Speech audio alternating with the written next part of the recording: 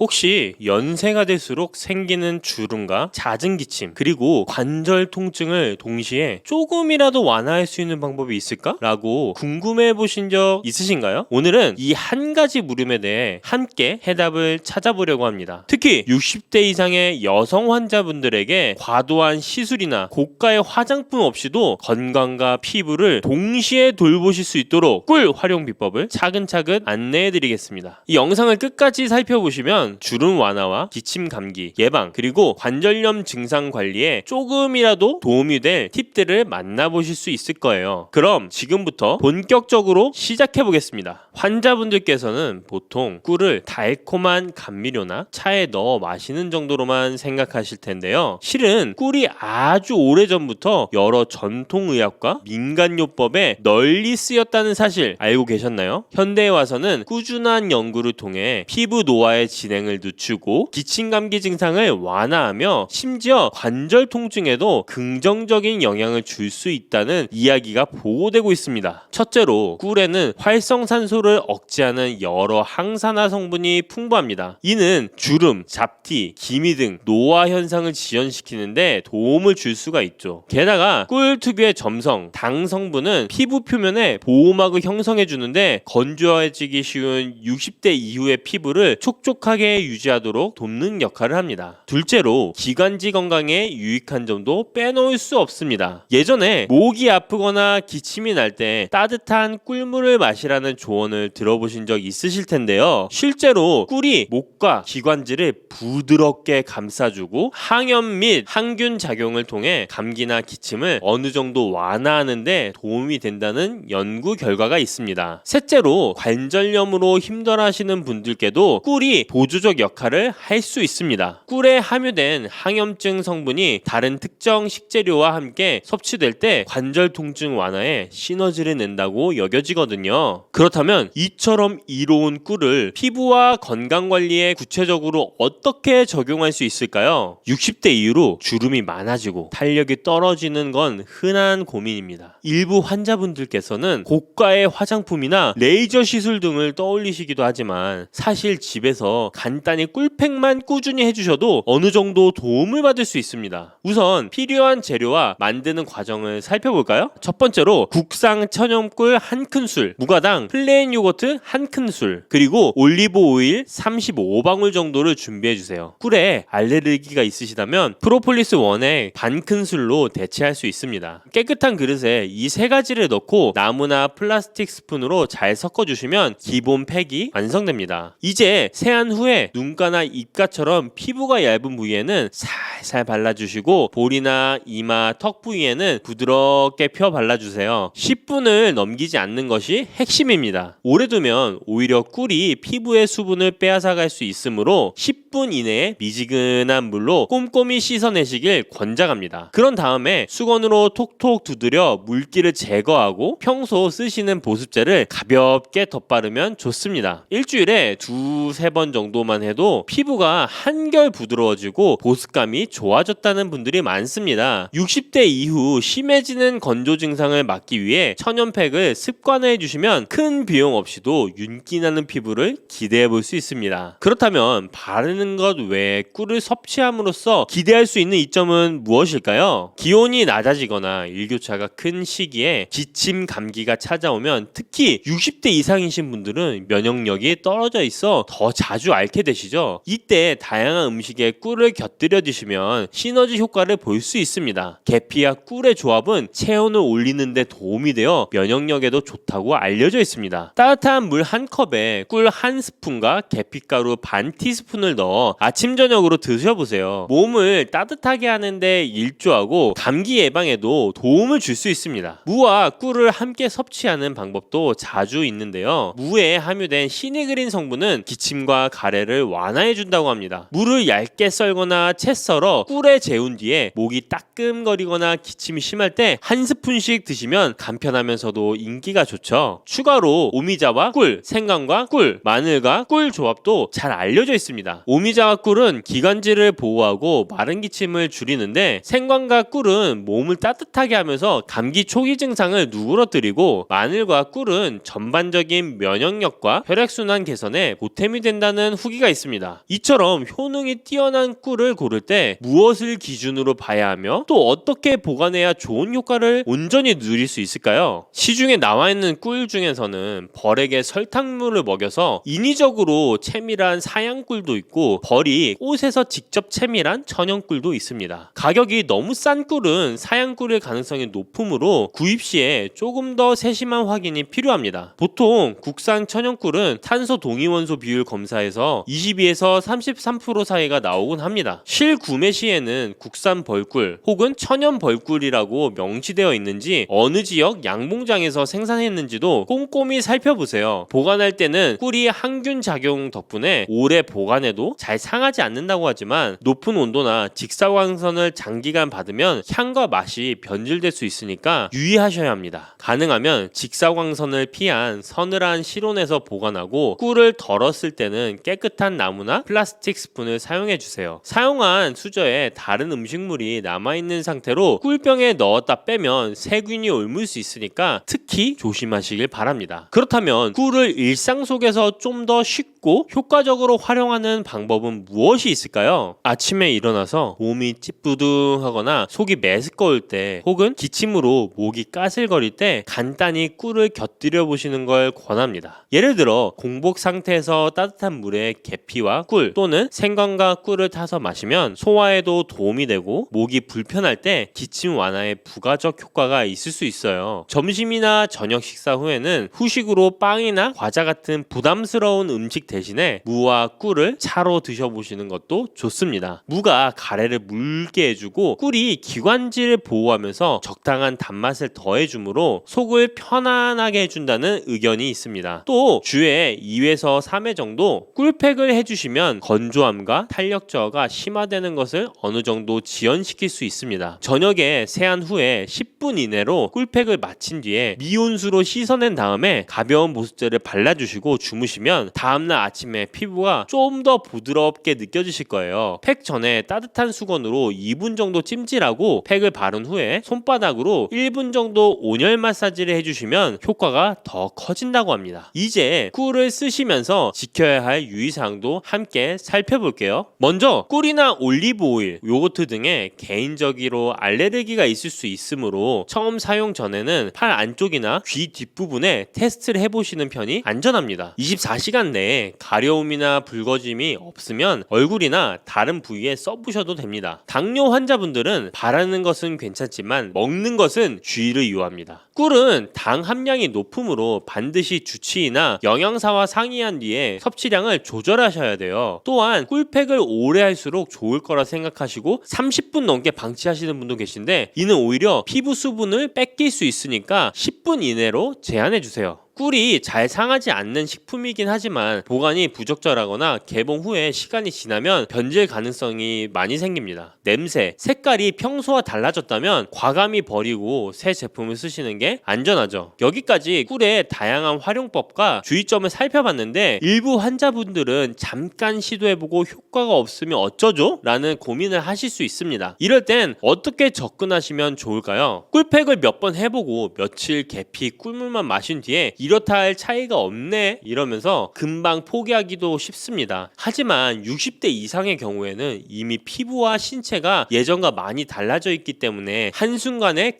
적인 호전을 기대하기는 어렵습니다. 전문의들은 최소 3주에서 3개월, 길게는 그 이상 꾸준히 습관화해야 유의미한 변화를 체감할 수 있다고 말씀드립니다. 예를 들어 올해 목표로 주 2회 꿀팩을 실천하고 아침 저녁 기침이 심할 때 무랑 꿀 또는 생강과 꿀을 드시는 습관을 들여보세요. 연말쯤엔 확실히 전과는 달라진 피부 촉감이나 면역력의 변화를 느끼실 수 있을 겁니다. 물론 개인차가 있긴 해도 안전한 재료와 적 적절한 비용으로 시도를 할 수 있다는 이점이 크다고 할 수 있겠죠. 그렇다면 여기서 내게 과연 꿀이 잘 맞는 걸까? 더 뚜렷한 방법은 없을까? 라는 궁금증이 생기실 수도 있습니다. 저는 사람들에게 꿀팩에 녹차가루나 곡물가루를 소량 섞어 먹는 방법도 추천드리곤 합니다. 녹차가루는 항산화 작용을 한층 보강하고 곡물가루는 각질 관리에 도움이 될 수 있죠. 하지만 항상 말씀드리듯이 자신의 피부 상태에 맞춰 조금씩 시도해보는 과정을 거치셔야 안전합니다. 섭취하는 방식도 단순히 따뜻한 물에 꿀을 타 마시는 것만이 아니라 과일이나 채소를 갈아 만든 주스에 꿀을 살짝 넣는 방식이 있습니다. 인공 감미료 대신 천연 꿀로 단맛을 보충하고 영양까지 챙길 수 있어 일석이조가 되겠죠. 관절이 쑤실 때 계피, 꿀 같이 드시거나 무와 꿀을 냉장고에 두었다 아침 저녁으로 한 스푼씩 꾸준히 섭취하시는 분들도 있습니다. 꿀의 활용법은 다양하지만 무엇보다 중요한 건 내 몸에 맞는 레시피와 적절한 빈도를 찾는 일입니다. 남들에게 효과적이었다고 해서 나에게도 꼭 좋은 결과를 준다는 보장은 없으니까요. 지금까지 꿀이 왜 주름 완화, 기침 감기, 관절염 증상에도 도움이 되는지, 구체적으로 어떻게 바르고 먹으면 좋은지, 주의할 점은 무엇인지 폭넓게 안내드렸습니다. 정리하자면 국산 천연꿀, 무가당 요거트, 올리브 오일을 섞어 만든 꿀팩을 일주일에 2에서 3회 10분 이내로 사용해 주시면 주름과 보습 관리에 도움이 될 수 있습니다. 계피, 무, 생강, 마늘, 오미자 등의 꿀을 곁들이면 기침 감기나 관절염 증상 완화에도 보조 효과를 기대할 수 있습니다. 사양 꿀보다는 천연 꿀을 권장하며 직사광선을 피하고 실온에 보관하되 깨끗한 스푼을 사용하는 것이 바람직합니다. 알레르기나 당뇨가 있는 분들은 특별히 신중해야 되고 변질 또는 과도한 사용을 피하는 범위 안에서 즐기도록 합니다. 한두 번 시도해보고 포기하기보다는 작은 생활 습관으로 만들어 천천히 몸과 피부 상태를 개선해 가시는 편이 훨씬 안전하고 효과적입니다.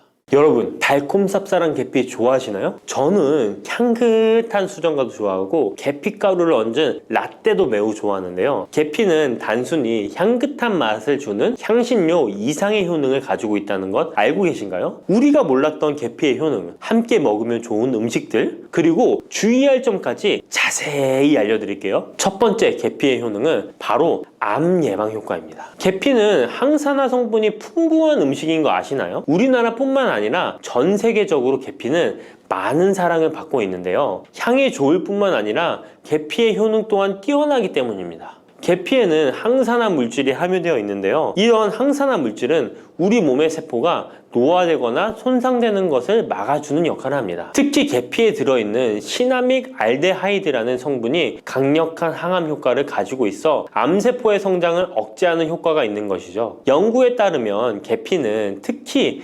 대장암이나 간암 예방에 효과적일 수 있다고 하는데요. 계피에는 항산화 물질인 폴리페놀이 풍부하게 함유되어 자유라디칼이라고 불리는 유해한 분자로부터 세포를 보호하는 역할을 합니다. 자유라디칼은 암 예방과 관련된 DNA 손상을 일으킬 수 있으므로 항산화 작용을 통해 암 예방에 도움을 줄 수 있습니다. 꾸준히 섭취하면 암 예방에 큰 도움이 될 수 있겠죠? 계피의 놀라운 효능 두 번째는 탁월한 콜레스테롤 관리입니다. 계피는 콜레스테롤 수치 조절에도 아주 유익한 식품인데요. 계피에 포함된 식이섬유와 폴리페놀 성분이 이와 같은 효능을 나타내는데 이 성분들이 혈관을 깨끗하게 유지하는데 중요한 역할을 한다고 합니다. 여러 연구에 따르면 계피에 포함된 성분들이 혈중 나쁜 콜레스테롤 LDL을 감소시키고 좋은 콜레스테롤 HDL을 증가시키는데 도움을 주고 있다고 합니다. 이는 계피에 함유된 특정 화합물이 콜레스테롤의 흡수를 억제하고 간에서 콜레스테롤의 생성을 감소시키는 작용을 할 수 있다는 것을 의미합니다. 계피는 체내에서 지방의 축적을 막고 혈관의 건강을 유지하는 데도 중요한 역할을 한다고 알려져 있죠. 고지혈증이나 고콜레스테롤 혈증은 심혈관 질환을 일으킬 수 있는 중요한 위험 요소로 알려져 있는데요. 계피는 이런 위험 요소를 관리하는 데 도움을 줄 수 있답니다. 따라서 계피를 적당히 섭취하면 콜레스테롤을 관리하는 데 유익하다고 할 수 있습니다. 심혈관 질환이 걱정되시는 분들에게는 정말 좋은 식품이죠. 세 번째, 계피의 아주 놀라운 효능은 바로 당뇨병 예방입니다. 당뇨병은 많은 분들이 고통받고 있는 질병이죠. 주위에 당뇨병 때문에 혈당 관리 하시는 분들 자주 볼 수 있는데요. 그런데 계피가 당뇨병 관리에 큰 도움이 된다고 하니 놀랍지 않나요? 계피에 함유된 크로모라는 성분이 인슐린 민감성을 높여주어 혈당 수치를 안정시키는데 도움을 줄 수 있다고 하는데요. 연구에 따르면 계피를 꾸준히 섭취한 사람들은 식후 혈당이 급격하게 상승하는 것을 막을 수 있다고 합니다. 또한 계피에 포함된 시네믹 알데하이드 성분이 인슐린 민감도를 높여주고 혈당 수치를 안정시키는데 도움을 준다고 알려져 있죠. 이 성분이 인슐린이 더 잘 작용하도록 돕기 때문에 혈당을 효과적으로 조절하는데 도움을 주는 역할을 할 수 있습니다. 우리나라보다 더 계피를 좋아하는 인도에서 계피 섭취와 대사증후군에 관련한 실험이 진행되었는데요. 인도 델리 학교에서 진행한 실험 연구에 따르면 대사증후군이 있는 116명을 두 그룹으로 나눈 뒤 16주간 한 그룹은 계피 추출물을 섭취하고 다른 한 그룹은 계피가루가 들어있다고 속인 가짜 약을 섭취하게 했는데요. 16주 뒤 확인했더니 계피 추출물을 먹은 그룹은 가짜 약을 먹은 그룹에 비해 대사증후군에 악영향을 주는 체중, 혈당, 콜레스테롤 등의 수치가 개선되었다고 합니다. 참으로 놀랍죠. 물론 계피를 꾸준히 섭취하는 것만으로도 당뇨병을 완전히 예방할 수 있는 것은 아니지만 식이요법에 포함시킬 수 있는 좋은 재료라는 점은 분명합니다. 네 번째, 계피의 놀라운 효능은 바로 항염작용입니다. 계피가 항염작용까지 있다니 참 신기하죠? 계피에는 항염증 작용이 있는 화합물이 함유되어 있는데요. 계피에 들어있는 시나믹 알데하이드 성분은 염증을 줄이는데 효과적이라고 연구 결과도 있습니다. 이 성분은 몸속 염증 반응을 억제해 주어 관절염, 근육통, 염증성 질환이 있는 분들에게 매우 유익한 식품이죠. 특히 체내에서 발생하는 염증은 만성적인 질환을 유발할 수 있기 때문에 이를 예방하는 것이 중요한데요. 계피를 섭취하면 몸속 염증을 낮춰주는데 도움을 줄 뿐만 아니라 면역력 강화에도 긍정적인 영향을 미친다고 알려져 있습니다. 겨울철에는 찬바람과 습기로 인해 염증이 쉽게 발생하는데 계피를 섭취하면 몸을 따뜻하게 해주고 염증을 예방하는 데 도움이 됩니다. 계피 섭취가 일상적인 건강 유지, 특히 쌀쌀한 겨울에 아주 좋은 영향을 미친다고 할 수 있죠. 그렇다면 이것들과 계피와 함께 먹으면 계피의 효능이 2배가 된다는데요. 계피와 함께 먹으면 더 좋은 음식은 무엇일까요? 바로 알려드릴게요. 계피와 함께 먹으면 좋은 음식, 첫 번째는 요거트입니다. 계피를 요거트와 함께 먹으면 정말 맛있고 건강에도 좋다는 거 아시는 분 있나요? 혹시 그릭 요거트나 프로바이오틱스 같은 단어들 들어보셨죠? 요거트에는 단백질, 칼슘, 프로바이오틱스 등의 영양소가 풍부하게 함유되어 있는데요. 요거트는 발효식품으로 몸에 좋은 프로바이오틱스가 풍부해서 장 건강에 도움을 주는데 계피와 요거트를 함께 섭취하면 서로 시너지 효과를 낼 수 있습니다. 그리고 계피의 항염작용과 혈당 안정 효과가 더해져서 건강을 더욱 향상시킬 수 있죠. 요거트에 계피를 넣으면 소화 기능을 개선하고 특히 요거트에 계피를 넣으면 체내 지방을 태우는데 도움이 되는 효과가 있어 요거트와 계피를 함께 섭취하면 소화를 돕고 체중 관리에도 매우 좋습니다. 그게 다가 아니죠. 계피의 매콤달콤한 향이 요거트와 잘 어울려 맛있게 즐길 수 있습니다. 요거트를 자주 드시는 분들은 꼭 한번 계피를 뿌려서 드셔보세요. 샐러드 드실 때 드레싱으로 요거트를 사용한 뒤 그 위에 계피가루 톡톡 뿌려서 드시는 것도 아주 좋은 계피와 요거트 활용법입니다. 계피와 찰떡궁합인 식품 두 번째는 사과입니다. 계피와 사과는 정말 잘 어울리는 조합인 거 아시나요? 사과에는 비타민C와 식이섬유, 항산화 성분이 풍부해서 면역력 강화와 소화에 도움을 주는 과일인데요. 계피는 당뇨병 예방과 관리에 도움을 주며 혈당 조절에 효과적인데요. 계피와 사과를 함께 먹으면 두 가지 재료의 장점이 더해져 더욱 효과적인 건강 관리가 가능하다는 것이에요. 그리고 이 두 가지가 만나면 체중 관리에도 큰 도움이 된다니 같이 안 먹을 이유가 없겠죠. 맛 또한 더욱 좋아지는데요. 계피는 사과의 달콤한 맛을 더욱 풍부하게 만들어주는데 서양에서는 디저트로 사과파이에 계피가루를 얹어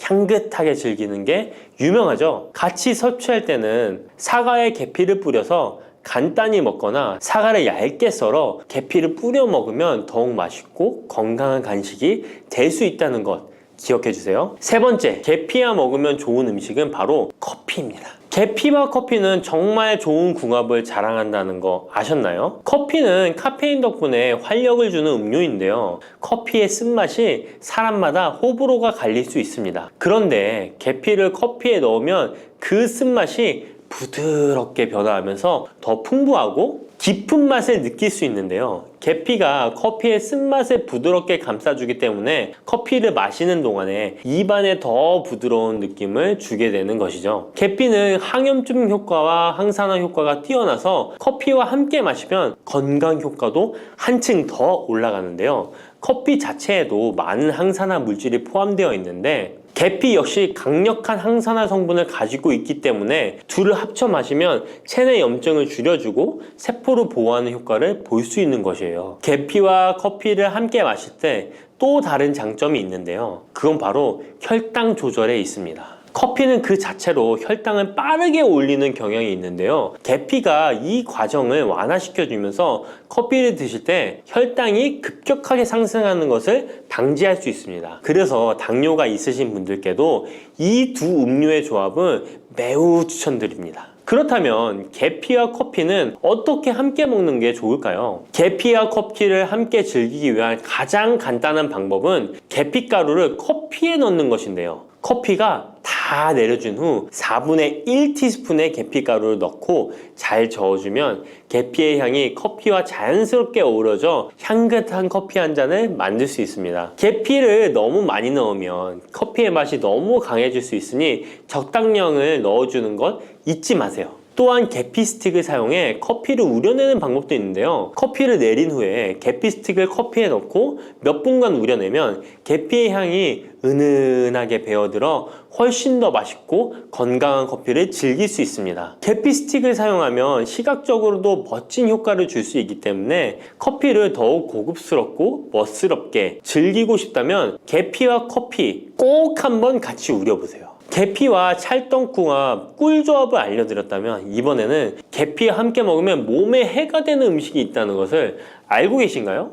그것은 바로 귤이나 자몽, 레몬 같은 시트러스 계열의 과일인데요. 계피와 시트러스 계열 과일을 함께 먹으면 안 되는 이유 바로 알려드릴게요. 많은 분들이 시트러스 계열 과일, 예를 들어 오렌지나 레몬을 좋아하시는데요. 이 과일들은 비타민C가 풍부하고 상큼한 맛이 참 일품이죠. 하지만 계피와 시트러스 과일을 함께 먹을 때는 주의가 필요한데요. 계피의 주요 성분 중 하나인 시나몰은 계피가 가진 가장 독특한 향을 만들어내는 성분. 계피의 주요 성분 중 하나인 시나몰은 계피가 가진 독특한 향을 만들어내는 성분인데 이 시나몰이 시트러스 계열 과일의 산성 성분과 결합하면 위에서 소화가 잘 되지 않거나 불편한 증상을 유발할 수 있습니다. 특히 속쓰림이나 위경련이 일어날 수 있는데요. 이는 계피와 시트러스 과일이 소화효소의 분비를 방해하고 서로 반응하면서 위에 자극을 주기 때문입니다. 거기에다 시트러스 과일의 산도가 더해져 위산이 과도하게 분비될 수 있기 때문에 계피와 오렌지, 레몬, 귤과 같은 과일들을 함께 먹는 것은 피하는 것이 좋습니다. 만약 계피와 과일을 함께 즐기고 싶다면 아까 알려드렸던 사과도 매우 좋고 아니면 배도 계피와 잘 어울리는데요. 이러한 과일 소화에도 부담을 주지 않기 때문에 이제부터 계피와 과일을 함께 드시고 싶다면 꼭 유의해 주세요. 계피가 많은 효능을 가지고 있지만 부작용도 있을 수 있는데요. 계피를 섭취할 때 주의할 점은 무엇일까요? 그건 바로 과다 섭취, 간에 손상을 줄 수 있기 때문입니다. 계피는 적당히 섭취하면 건강에 많은 도움을 주지만 과다 섭취 시에 간에 부담을 줄 수 있다는 거 아셨나요? 특히 일반적으로 판매되는 카시아 계피는 쿠마린이라는 성분을 포함하고 있는데요. 이 성분은 과다 섭취 시에 간 손상을 일으킬 수 있습니다. 쿠마린은 간 독성을 일으킬 수 있는 물질로 알려져 있기 때문에 계피를 과다하게 섭취하는 것은 최대한 피하는 것이 좋겠죠? 여기서 우리가 주로 섭취하는 계피가 카시아 계피인지 세이론 계피인지 헷갈리시는 분도 있으실 거예요. 둘의 차이점을 알려드릴게요. 일반 계피는 주로 카시아 계피인데요. 카시아 계피는 중국, 인도, 베트남 등의 아시아 지역에서 많이 재배됩니다. 이 계피는 맛이 더 강하고 매운맛이 나면서 향도 좀 더 진하죠. 가격도 비교적 저렴해서 국내 유통되는 계피는 대부분 이 카시아 계피입니다. 세이론 계피는 주로 스리랑카, 인도의 일부 지역에서 자주 자생하는데요. 이 세이론 계피는 쿠마린의 함량이 매우 적답니다. 그래서 세이론 계피는 일반 계피보다 상대적으로 많이 섭취해도 건강에 부담이 적다는 것이죠. 세이론 계피는 향도 더 섬세하고 가벼운 느낌을 준다는 건데요. 세이론 계피는 더 희귀하고 가격이 비싸고 고급 계피로 취급되며 주로 건강식품이나 고급 요리에 사용됩니다. 앞서 말했듯이 우리가 쉽게 구할 수 있는 계피는 카시아 계피인데요. 그래서 섭취할 때는 보통 하루에 1에서 2g 정도 섭취하는 것이 안전한 양으로 권장되고 있고, 과다 섭취로 계피의 부작용을 경험하고 싶지 않으시다면 계피를 섭취할 때는 적당량을 지키는 것이 중요합니다. 꼭 기억해 주세요. 요즘 들어 뱃살, 내장지방 쏙 빼는 기능이 좋기로 소문난 레몬, 요리에도 많이 사용하는 과일이죠. 레몬에는 다양한 성분이 있어 건강에 놀라운 효능을 발휘하는데요. 레몬도 잘 알고 드셔야 제대로 된 효능을 누릴 수 있습니다. 잘못 드시면 오히려 몸에 독이 되는 경우도 많이 있거든요. 영상을 통해 레몬에 어떤 효능이 있는지, 어떻게 먹어야 되는지, 함께 먹으면 보약이 되는 음식에는 어떤 것이 있는지, 그리고 레몬 드실 때 주의할 점까지 레몬에 대한 모든 것 알려드릴게요. 레몬은 다이어트뿐만 아니라 당뇨 예방과 관리에도 아주 탁월한 효능이 있습니다. 최근 연구 결과에서 레몬에 들어있는 비타민 C와 풍부한 식이섬유, 각종 무기질과 구연산이 혈당 조절에 효과가 있어 당뇨 예방에 도움이 될 수 있고, 지방을 분해해주는 효능이 있어 다이어트에도 도움이 된다고 발표했습니다. 또한 레몬은 독소를 배출해주는 효능이 있어 우리 몸의 신진대사를 원활하게 해줘 몸 안에 칼로리를 소모하는데 도움이 되고, 이는 몸의 붓기를 빼고 체중을 줄이는데 도움이 될 수 있습니다. 그럼 레몬의 효능에 대해 좀 더 자세히 알려드릴게요. 12주 동안 진행된 연구에서 고지방 식단에다가 레몬 껍질에 함유된 페놀을 함께 섭취한 설치류는 고지방 식단만 섭취한 설치류보다 체중이 감소했다는 것을 발표했습니다. 또한 체질량 지수가 높은 한국 여성을 대상으로 한 실험에서 레몬 다이어트를 시행한 결과 그렇지 않은 사람들에 비해 체중과 허리둘러가 줄어들었을 뿐만 아니라 인슐린 저항성까지 좋아진 결과를 볼 수 있었고요. 레몬 껍질은 이런 독소를 배출하는 효능뿐만 아니라 변비를 해결하는 데에도 탁월한 효과가 있습니다. 레몬 껍질에는 비타민 C뿐만 아니라 혈관 건강에 좋은 헤스페리딘, 그리고 골다공증 예방과 뼈 건강에 아주 중요한 칼슘, 그리고 팩틴이라는 성분이 아주 풍부하게 들어있습니다. 바로 이 팩틴이 변비를 예방하는 데 탁월한 효능을 발휘합니다. 수용성 식이섬유인 팩틴은 위에서 대장까지 가는 동안 많은 수분을 흡수해 변을 무르게 만들어주고, 장내에 머물러 있는 노폐물과 다양한 유해 물질을 흡착해 변과 함께 몸 밖으로 배출시키며 장내 환경을 깨끗하게 해주어 건강 상태를 유지하도록 도와줍니다. 그리고 레몬 과육에는 없고 오직 레몬 껍질에만 있는 성분이 있는데 디리모넨이라고 하는 천연 오일입니다. 디리모넨은 레몬에 상큼한 향을 내는 성분이기도 하며 장을 자극해 연동 운동이 활발하게 되도록 도와주어 변비를 예방해 줄 수 있습니다. 또 레몬에는 구연산이라는 성분이 풍부한데, 이 구연산이 체내 지방분해 효소를 활성화시키는 역할을 해줍니다. 활성화된 지방분해 효소는 쌓여있는 내장 지방을 태워주어 허리둘레를 줄여주는데 많은 도움을 주게 되고요.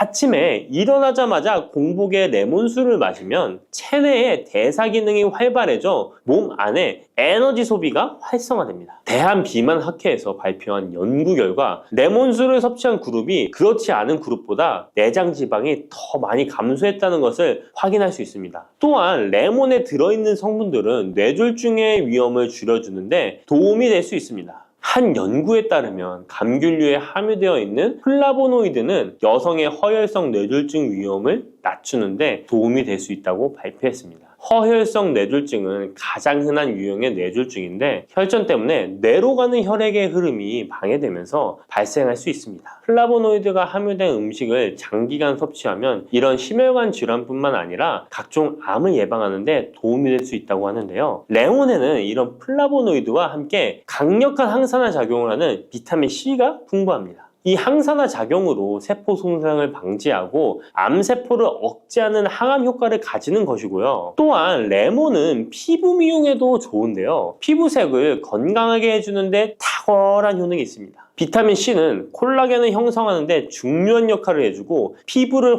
환하게 해주며 잡티를 제거해 주는데 효과가 있기 때문이죠. 그리고 레몬의 놀라운 효능 중 하나는 당뇨를 예방, 개선하는데 탁월하다는 겁니다. 레몬에는 헤스페리딘이라는 플라보노이드 성분이 들어있습니다. 이 헤스페리딘은 인슐린 감수성을 높이는 데 도움을 주는데요. 인슐린 감수성이 좋아야 혈당이 잘 조절되는데 당뇨가 발병하면 이 감수성이 떨어지면서 인슐린 저항성이 생기게 됩니다. 헤스페리딘이 인슐린 저항성을 개선하는데 많은 도움을 주게 됩니다. 또한 레몬에는 많은 양의 항산화 물질들이 들어있습니다. 비타민 C뿐만 아니라 폴리페놀, 플라보노이드 등 다양한 물질들이 혈당으로 인해 공격받고 상처난 세포들을 보호해주는데 장의 베타세포를 보호해주는 것이 아주 중요한 효능입니다. 베타세포는 인슐린을 분비하는 세포인데 당뇨가 생기면 가장 먼저 타격을 받게 됩니다. 레몬을 통해 베타세포를 보호하여 당뇨를 예방할 수 있게 되는 것이죠. 이 레몬을 복용하는 가장 좋은 방법은 바로 레몬수입니다. 그럼 레몬수를 만드는 방법을 바로 알려드릴게요. 깨끗하게 씻은 레몬 1개와 물 1리터를 준비해주세요.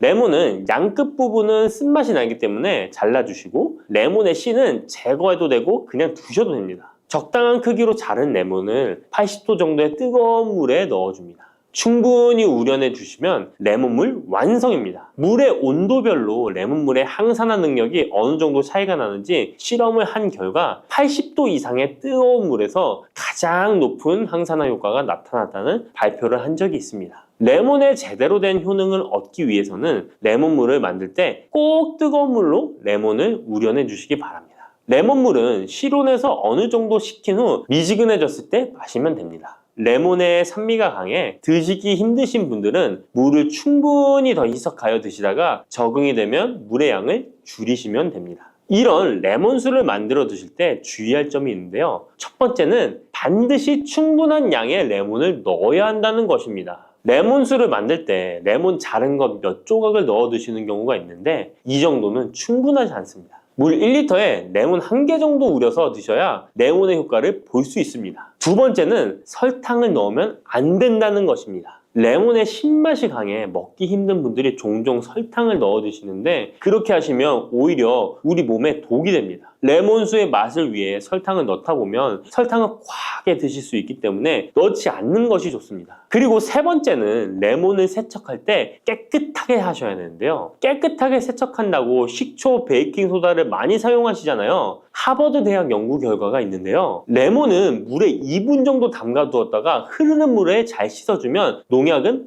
100% 제거된다고 합니다. 그런데 일반적인 상식과는 달리 베이킹소다와 식초를 사용하게 되면 농약이 일부 남아있다는 것을 발표했습니다. 레몬을 세척할 때는 아무것도 넣지 않는 깨끗한 물을 사용하시기 바랍니다. 다음으로 레몬과 함께 먹으면 시너지 효과를 내는 음식을 알려드릴게요. 첫 번째는 바로 계피입니다. 레몬과 계피를 함께 사용하여 약으로 쓰기도 하는데요. 레몬과 계피를 함께 먹으면 면역 체계를 강화해 주는데 도움이 됩니다. 계피는 향긋한 향과 매운맛이 특징인데 소화를 도와줄 뿐만 아니라 혈당 조절에도 탁월한 효능이 있습니다. 또한 레몬에는 염증을 억제하고 수치를 줄여주는 산화 방지제가 풍부한데 레몬과 계피를 지속적으로 섭취하면 강력한 항염 작용이 나타나 관절염에도 많은 도움을 받을 수 있습니다. 또한 레몬과 계피는 다이어트에도 많은 도움을 줄 수 있는데요. 계피는 혈액 속에 인슐린과 탄수화물 수치를 조절해 복부에 지방이 쌓이지 않도록 도와주기 때문입니다.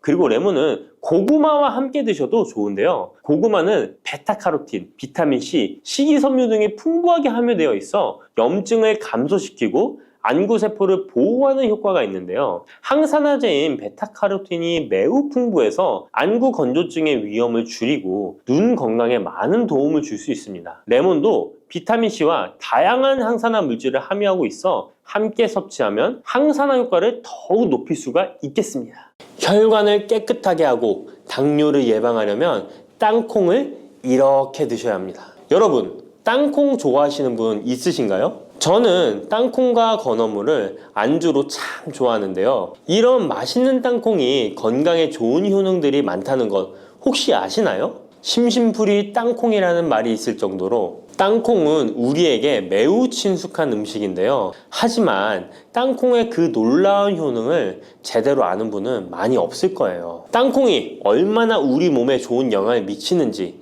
그리고 어떻게 섭취하면 더 좋은 효과를 볼 수 있는지 땅콩에 대해서 자세히 알아보겠습니다. 어렸을 적에 키가 작은 친구를 땅콩 같다고 놀리지 않으셨나요?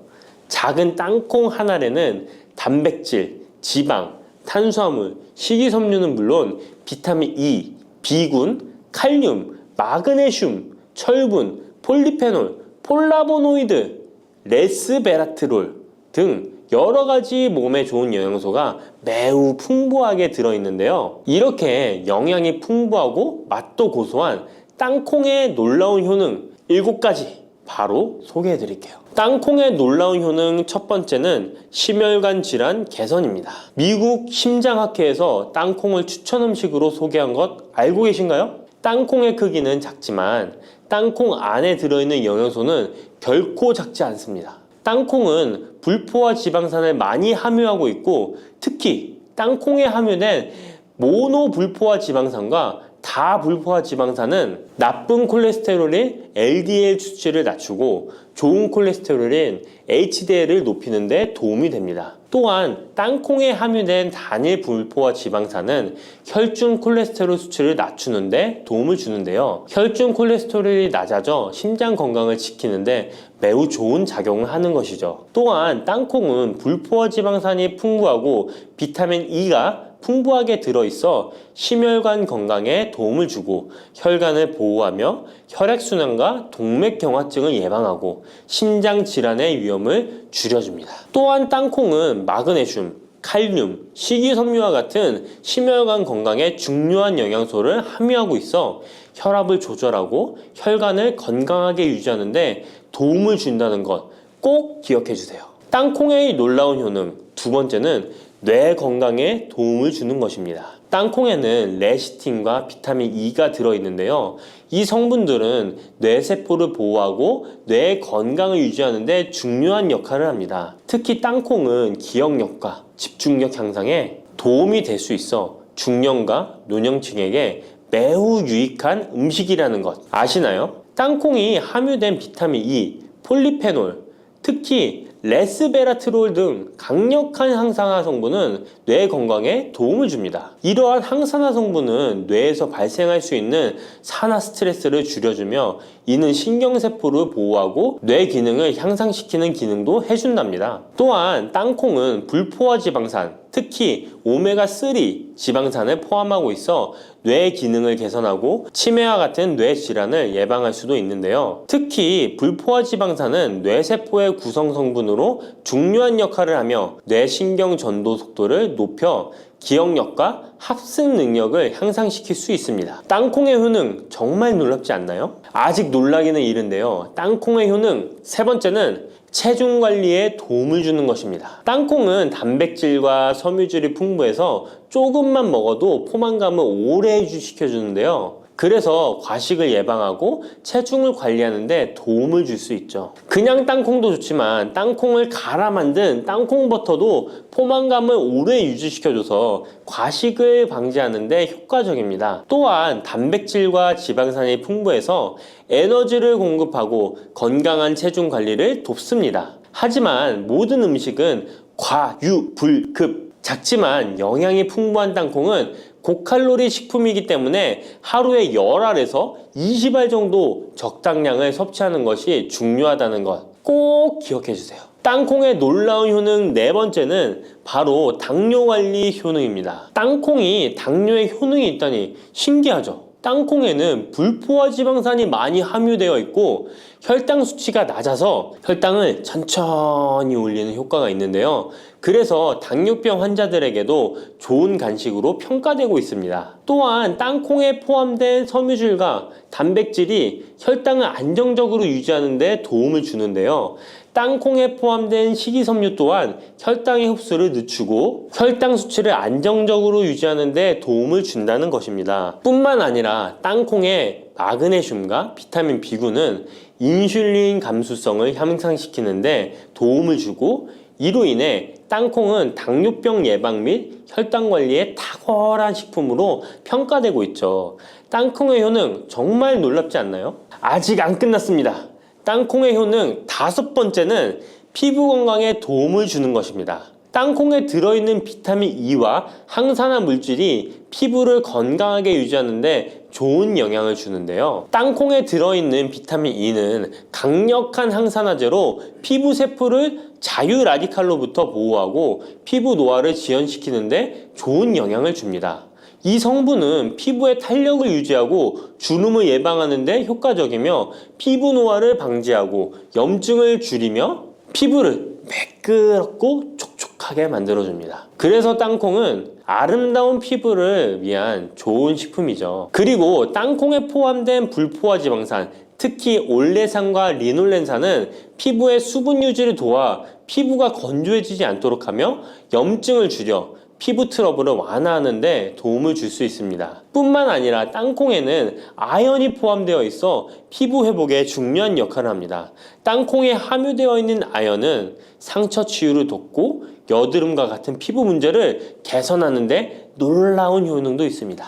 땅콩의 효능 6번째는 소화 건강에 도움을 주는 것입니다. 땅콩에는 식이섬유가 풍부해 소화 시스템에 좋은 영향을 주는데요. 식이섬유는 장의 움직임을 촉진시켜 변비를 예방하고 장내 유익한 미생물의 활동을 도와줘서 장 건강에 매우 좋은 환경을 만들어줍니다. 또한 땅콩에 포함된 불용성 섬유는 특히 장을 자극해 배변을 원활하게 하고 장의 건강을 유지하는 데 중요한 역할을 하는데요. 이 섬유는 장에서 물을 흡수하여 변을 부드럽게 만들어줍니다. 땅콩의 놀라운 효능 7번째는 좋은 단백질과 건강한 지방 섭취에 좋은 공급원입니다. 땅콩은 고기나 다른 동물성 단백질에 비해 지방이 적고 채식주의자나 비건이 단백질을 섭취할 때 아주 유용한 대체 식품이 될 수 있는데요. 100g의 땅콩은 약 25에서 30g의 단백질을 함유하고 있다는 것 아시나요? 우리가 흔히 좋은 단백질 공급 식품이라고 생각하는 닭가슴살의 단백질 함량이 100g당 30에서 35g이라는 걸 생각해보면 단백질 함량은 닭가슴살에 비해 살짝 낮지만 대신 건강한 불포화 지방산과 다른 다양한 영양소도 다량 함유되어 있어 단백질을 섭취하기에 충분히 좋은 식품이랍니다. 이렇게 건강에 놀라운 효능이 있는 땅콩, 아무렇게나 드시면 땅콩의 효능을 100% 섭취할 수 없다는 것 아시나요? 보통 땅콩을 어떻게 조리해서 드시나요? 구워서? 볶아서? 삶아서? 모두들 좋아하는 방법이 다르실 텐데요.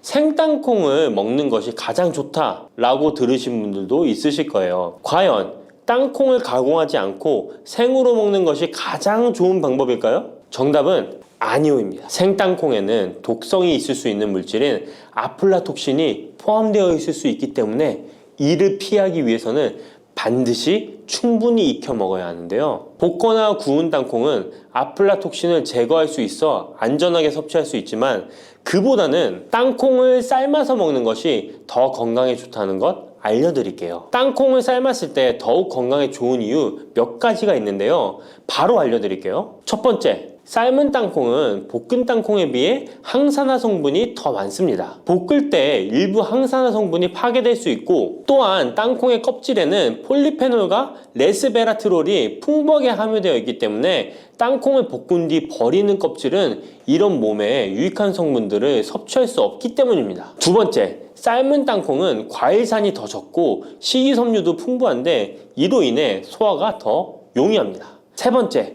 삶은 땅콩은 아크릴아마이드라는 발암 물질이 덜 생성됩니다. 아크릴아마이드는 고온에서 볶을 때 발생할 수 있는데 삶은 과정에서는 이 유해 물질이 생성되지 않습니다. 이제는 건강을 위해 삶아 드셔야 한다는 것 아셨죠? 하지만 땅콩을 섭취하시기 번거롭거나 조금 더 쉽게 섭취하고 싶은 분들도 있으실 텐데요. 이런 분들은 땅콩 버터를 드시면 됩니다. 땅콩 버터는 땅콩에 버터를 넣은 거 아니야? 라고 생각하시는 분도 있으시죠? 그것은 아니고 땅콩을 계속해서 갈게 되면 크림과 같은 형태로 변하게 되는데 이게 마치 버터처럼 부드러워 땅콩 버터라고 부르는 것입니다. 땅콩 버터는 땅콩의 영양소를 그대로 담고 있어 섭취할 때 매우 편리한데요. 다만 가공된 버터에는 설탕이나 염분이 추가될 수 있기 때문에 첨가물이 없는 순수한 땅콩 버터를 선택하는 게 좋겠죠? 땅콩 버터는 샐러드 드레싱에 넣거나 통밀빵에 발라 먹으면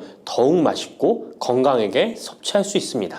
맛도 좋고 건강에도 좋은 땅콩, 이렇게 좋은 땅콩도 섭취하실 때 몇 가지 주의할 점이 있다는 것 알고 계신가요? 땅콩을 섭취할 때 주의할 점들 알려드릴게요. 땅콩 섭취 시 유의할 점 첫 번째는 알레르기입니다. 땅콩 알레르기 있는 분은 절대 땅콩을 드시면 안 되는데요. 땅콩은 알레르기를 일으킬 수 있는 대표적인 식품이기 때문에 본인이 알레르기가 있는 걸 인지하시는 분이라면 절대 피하셔야 합니다. 땅콩 알레르기는 가벼우면 목, 혀의 가려움이나 발진 등이 일어날 수 있는데요. 만약 알레르기 증상의 정도가 심하다면 호흡곤란, 혈압저하, 아나필락시스 등 매우 심각한 반응을 일으킬 수 있으므로 알레르기 반응이 있다면 즉시 땅콩 섭취를 중단하시고 의사와 상담받는 것이 필요합니다. 또한 땅콩이 들어간 음식이 아니어도 전에 같은 조리기구를 사용해서 만든 요리도 땅콩의 성분이 남아있을 수 있어 알레르기가 있는 사람에게는 위험할 수가 있는데요. 알레르기가 있는 분은 꼭 땅콩이 들어갈 수 없는 환경에서 조리가 된 건지 확인하는 게 중요합니다. 땅콩을 섭취할 때 유의사항 두 번째는 과다 섭취입니다. 고소한 땅콩은 손으로 집어먹기도 쉬워서 한 번 먹기 시작하면 하나, 둘 계속 입으로 들어가게 되는데요. 하지만 이렇게 계속 먹다간 아무도 모르는 사이에 체중이 증가할 수 있습니다. 땅콩은 고칼로리 식품이기 때문인데요. 하루 권장 섭취량은 약 10알에서 20알 정도 넘기지 않도록 주의하시고 적당량을 섭취하는 것이 중요합니다. 세 번째, 땅콩 섭취 시 주의할 점은 염분과 설탕이 추가된 가공식품을 피하는 것입니다. 땅콩이 몸에 좋다고 해서 시중에 판매되는 땅콩 버터나 땅콩 과자까지 좋은 것은 아닌데요. 땅콩의 겉면 위에 염분이나 설탕이 많이 포함된 제품들이 있습니다. 이러한 제품을 자주 섭취하면 혈압 상승이나 당뇨 유발 등의 문제가 발생할 수 있으므로 첨가물이 적은 제품을 선택하는 것이 좋습니다. 또한 땅콩 버터를 섭취할 때도 뒤에 성분표를 꼭 확인하셔야 하는데요. 맛으로 먹는 거라면 상관없지만 건강을 위해서 땅콩 버터를 섭취하시는 것이라면 100% 땅콩으로만 만들어진 제품인지 살펴보시고 구매해야 합니다. 땅콩 섭취 시 유의할 점 네 번째는 보관이 잘 된 땅콩을 섭취해야 하는 것입니다. 땅콩이 건조된 식품이라고 생각해서 실온에 대충 보관해 놓진 않으셨나요? 땅콩은 고지방 식품으로 지방산이 많이 포함되어 있기 때문에 산패가 될 수 있는데요. 산패된 지방산은 인체에 유해한 물질인 과산화지질을 생성할 수 있으며 이는 세포와 조직에 손상을 일으킬 수 있습니다. 땅콩이 보관 상태가 부적절해지면 곰팡이가 자주 발생하는데 이 곰팡이는 아플라톡신이라는 독소를 생성할 수 있습니다. 아플라톡신은 강력한 발암 물질로 알려져 있으며 장기적으로 섭취할 경우 간에 손상을 주거나 간암을 일으킬 수 있는 위험한 물질이죠. 따라서 땅콩을 보관할 때는 통풍이 잘 되고 건조한 장소에 보관해야 하며 곰팡이가 발생한 땅콩은 절대 섭취해서는 안 됩니다.